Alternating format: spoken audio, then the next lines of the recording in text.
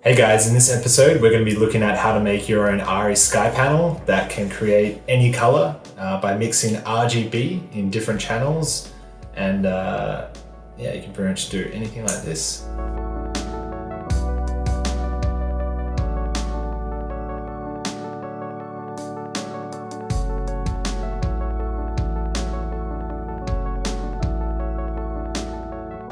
By mixing the RGB, you can create green, red, blue, and then anything in between.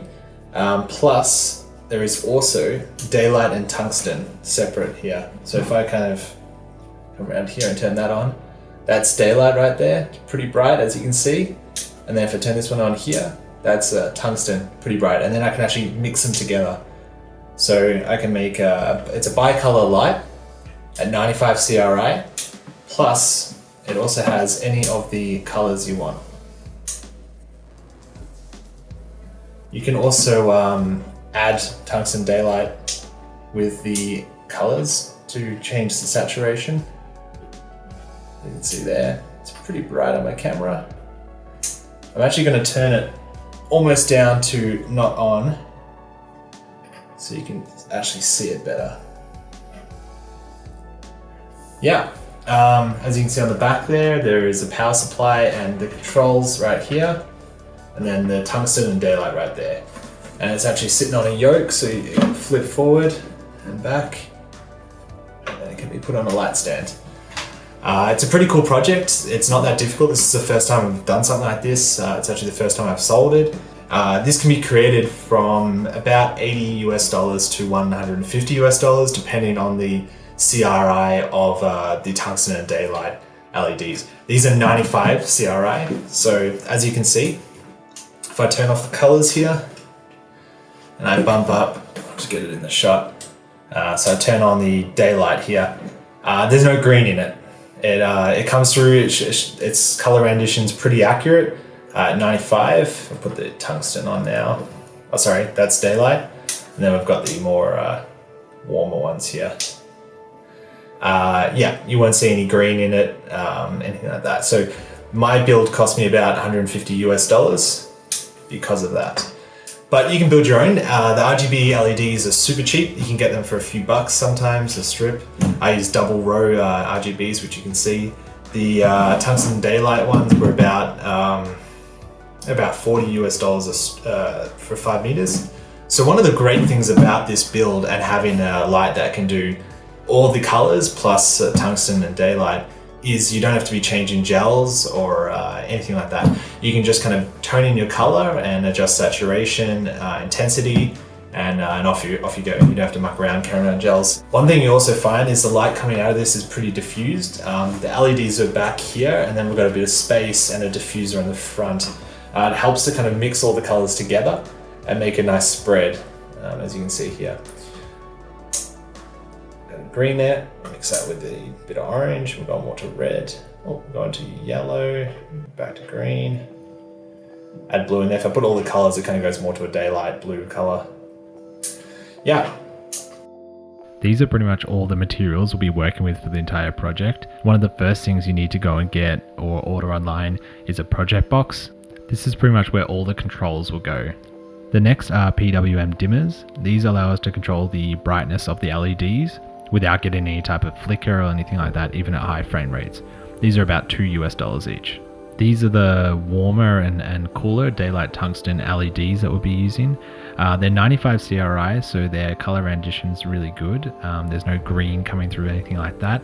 They're about $30 US, and you can opt for cheaper, lower CRI ones, but the quality of light won't be as good. I have 5 meters of 4000 Kelvin to 4500 Kelvin, and another 5 meters of 5550 Kelvin to 6000 Kelvin for the more daylight balanced ones. I would recommend you get something warmer for the warm LEDs. Something like 2800 is a bit better. These are the RGBs we're going to be working with. This is a 5 meter strip of double row RGB, so it has twice the output of a regular strip because there's twice the amount of LEDs. It's important to have more RGB LEDs than daylight or tungsten together because they produce less light and you really want that powerful colored light coming through. So I've doubled up on RGB and I have half the amount of tungsten daylight combined. Since we effectively have 20 meters of LEDs, including the double row of RGB, we need a 15 amp power supply just to be safe. This type of power supply cost about $8. You want to order a decently long power cable. This is about 4 meters and it cost about $5. Also just some epoxy to glue any of the strips down that seem to be coming off. It's a good idea to invest in some flexible wire that has multiple colors so you can tell the difference between RGB, tungsten and daylight. For the body of the light, I've used an aluminium baking tray that's 18 inches by 14 inches. It's important that there's at least 2 inches at the lip so we can actually put a diffuser on the front and mix the colors together. It's also a good idea to have some shrink wrap and a heat gun to make sure all the connections are safe. If not, you can use some electrical tape. On this power supply, we have load on the left and neutral just beside it to the right. And then we have the two DC positive and negative out to the right of that. It's also important to make sure you get 12 volts out, and you can adjust it here. And also to set it to the correct voltage for whereabouts you live. First thing you want to do is expose your load, neutral and earth, and then connect them to the power supply. It's always a good idea to double check which one is your load, earth and neutral by using your multimeter. This was actually my first time working with electrical circuits and soldering, so I actually had a buddy help me out. Once you're safely wired up, you can power it on and make sure you get 12 volts out. Now we can strip off another set of wires. These don't have to be connected, but these ones came this way. These wires will go from the power supply and take 12 volts to the PWM switches, which in turn will take it to the LEDs. Again, make sure you're all wired up safely and correctly. Wire up one of the PWM switches and some LEDs and just test it out and make sure everything's connected. After we tested one of the daylight LEDs, we actually hooked up the RGB strip just to one channel, which is blue. Each switch will actually control its own channel of color. So we're going to have 3 switches for the RGB. This means we have full control of all the colors coming out of the RGB strip by controlling the intensity of each color. Here we're just measuring the voltage drop across the red channel of the RGB strip, and we found that it dropped 1 or 2 volts across, so we might have to wire in another positive halfway through just to make sure that the voltage is consistent across the entire row of LEDs. Next, you want to find a good spot to put your PWM switch into the project box. We figured that we'll put the daylight LED switches onto the side of the box, and then the 3 RGB controllers onto the bottom. As you can see here, these are the warm and cool switches for the LEDs, and then we'll go ahead and put the RGBs in. Each of these switches are good for about 2 amps, and since we're working with 5 meters for each strip, and the RGBs are broken up into 3 different channels, we won't have any problems with the switches failing. Now we want to strip the negative and positive into 4 sections in the middle and 1 on the end, so we can bring power to each of our switches with a series circuit. We just solder these together with a bit of shrink wrap to make it look a bit neater and to keep connectivity. So I've just shown us doing 2 of the sections, but we do another 2 in the middle and then 1 more in the end to get to all 5. Go ahead and do this to negative and positive. We just want to use a drill to make a small gap to make the wires fit through so the top can still fit on. Afterwards, you should have something looking a little bit like this. It's pretty neat, there's plenty of space to still jump in and change things around. Now we need to mount the power supply and the control box to the base of the light.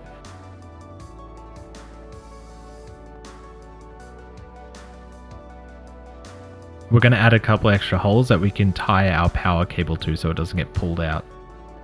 Now we have all our holes, it's a good idea to put the bolts through so then we can lay the LEDs on top and then mount the power supply and control box on top once the LEDs are all stuck down. The LEDs that I bought, they're 95 CRI, the ones on the top are 4000K to 4500K and the bottom ones are 550K to 6000K. As I mentioned at the start, I would get the warmer ones, which are 4000 to something a bit lower, around 2500K.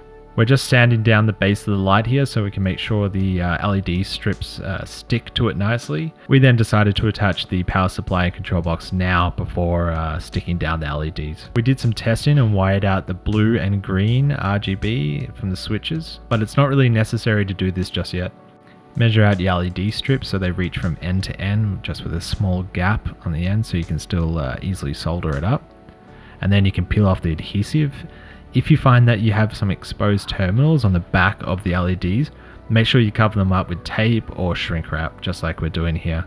If you leave these exposed, they'll short circuit on the metal. We actually use some epoxy to help stick the LED strips down. Afterwards, we found it wasn't really necessary for the daylight LEDs as their adhesive was pretty good. The RGB, on the other hand, needed the epoxy. It's not a bad idea to use it. It's super important to remember to keep the LED strips the same direction. These can be arranged so you've got warm daylight, then cool daylight, RGB, and then this can be repeated all the way down to the bottom. If you're choosing to use LED clips, it's not a bad idea to clip these to your LED strips before sticking them down. It makes it a little bit easier.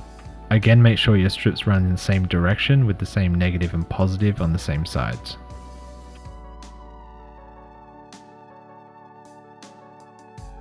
After all the strips are stuck down, you can drill a hole to lead all your wires from the control box into the LED strip area. Since the RGB strip has 4 inputs, one for each color and then one positive, you actually need to take a negative out of 2 of the PWM switches and then a negative and a positive from the last one. So what we did here is we actually connected up blue on the far side, just negative, and then we did green, just negative, and then the last one is red, which is negative and positive coming out of it. So pretty much the negative controls the intensity of each color and then the positive just completes the circuit. We are also going to bring a fresh positive in halfway through the circuit to make sure there is no voltage drop across all the RGBs. We'll show you this later. So as you can see here in the PWM switches, we have the blue negative coming out and the green negative coming out. We don't need positives for those.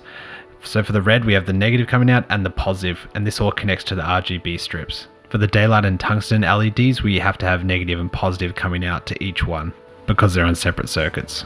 Now that we have all the PWM switches wired up, we put some shrink tubing on just to kind of make it look a little bit neater. And then we can put it through that hole that we drilled out earlier to actually start connecting up all the LEDs individually. This is one of the parts that can take a bit more time and test your solder skills a bit.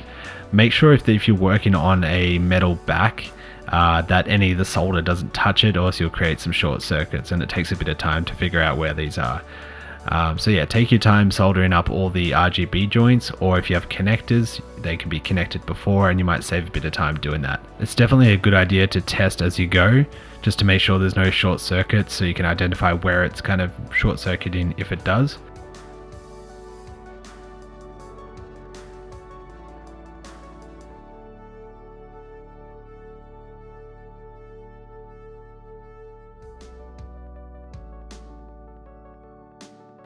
So we've actually wired up all the RGB strips together in one row. We didn't put an extra positive in at this point because we thought the voltage drop wouldn't be enough for it to be effective. But later on we actually connected one more positive into the middle of the RGBs just to give a bit more voltage halfway down, and it helped a lot. So I suggest that you do this if you're putting in 10 meters equivalent of RGB or using double row RGBs at 5 meter strips. Now that we've tested the RGB strips are working, we start to wire up the warmer and cooler bicolor LEDs. These have to be wired up in their own circuit, so you need negative and positive coming out of each PWM dimmer for the warm and cool colored LEDs. We actually used a lot of cable ties to hold everything down, and if you just drill a couple holes in the side, you can use that as strain relief so they're not getting pulled out of their sockets. And now the fun part, you can start wiring up the warm and cool LEDs. Again, if you've used connectors and they're already connected, it should be pretty easy, or you've done it before this. It's just up to you the way you prefer to do it. Once you're all wired up, you should be able to turn on your RGBs to any color you want. Plus you should be able to turn on your warm and cool LED 95 CRI as well. As you can see there is a bit of voltage drop from right to left. This can actually be solved pretty easily by taking a positive straight out of the 12 volt out and connecting it every halfway or even every third of the way. It makes a nice even voltage across the entire light strip. What I have here is the fresh positive going to the RGB strip, and then it branches off and goes to a tungsten strip, then it branches off again and then goes to the daylight strip. So both these strips have fresh 12 volts coming to them, and down the rest of the other half of the LED panel, it will carry a lot of that voltage through to the end, so it keeps a nice even light across the panel. Now we need to just finish off by creating the yoke for the light to actually stand on and connect to a stand and be able to make it to swivel up and down, which is pretty important for a light. I just used a piece of aluminium from Home Depot and made some scores by banging a screwdriver in a certain line and then just bending it down. I did the same thing on both sides. It turned out okay, but if I did it again, I would be able to make it a bit more straighter and make it look a bit better. I just drilled a 1/8 hole and put 1/8 bolts through each side, and then I bought these little screw-on spacer things to kind of make sure the yoke was far enough away from the lip of the light so it wouldn't get caught on it. I was pretty happy how this worked. It didn't quite look the best because my measurement of the aluminium bar wasn't the best, so I suggest that you get that more accurate and you'll have a better looking light. And then I just put some washers on either side, and then little screw caps that I bought from Home Depot for about $5 each.